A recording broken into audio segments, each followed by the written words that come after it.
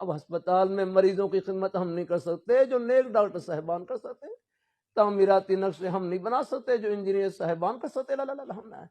اور دفتری نظام ہے وہ ہمارے ان بچوں نے جا کر سنبھالنا ہوتا ہے۔ اللہ تعالیٰ اب میری آنکھوں میں یہ سفید موتی آ گیا، آج سے 3 سال پہلے سفید موتی آنکھوں میں آ گیا، یہ جب کرونا کی وبا شروع ہوئی اس سے پہلے ہی اب میرے لیے کتاب کا دیکھنا مشکل ہو گیا، قرآن پاک کی تلاوت کرنا مشکل ہو گیا، دیکھ کر قرآن پاک کی تلاوت کرنا۔ ہمارے لاہور میں ڈاکٹر علی، اللہ جزائے خیر نصیب فرمائے، میو ہسپتال کے ڈاکٹر ہیں، اللہ ان کو جزائے خیر نصیب فرمائے، بڑی محبت سے انہوں نے آنکھوں کا آپریشن کیا،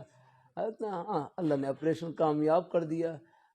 پہلے میں اینک استعمال کرتا تھا دور کے لیے، اب میری اینک اتر گئی ہے، بغیر اینک کے آپ کو دیکھ رہا ہوں الحمدللہ۔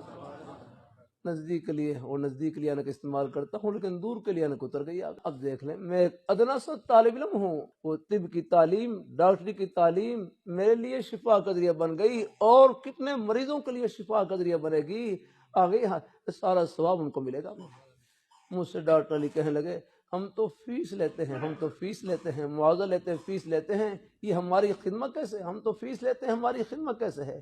تو دوسرے بھائی کہنے لگے یہ جو آپ فیس لیتے ہیں یہ تو وقت کی فیس ہے، گھر سے آنے جانے کی فیس ہے، کچھ تھوڑی بہت محنت اور کوشش اس کی فیس ہے، جو خلوص سے خدمت ہے اس کی دنیا میں کوئی تنخواہ نہیں ہے۔ ہاں وہ المیہ خود دیں گے، آپ کاروبار کریں، ہزاروں میں نفع ہو، لاکھوں میں نفع ہو، کروڑوں میں نفع ہو، آگے نہیں، یہ تو آپ کی تھوڑی بہت جو بھاگ دوڑ محنت کوشش ہے یہ اس کا صلہ ہے، لیکن سچائی کی تنخواہ وہ اللہ میاں خود دیں گے الحمدللہ۔ امانت داری کی تنخواہ، یہ سچائی کی تنخواہ دنیا میں نہیں ہے الحمدللہ۔ ہاں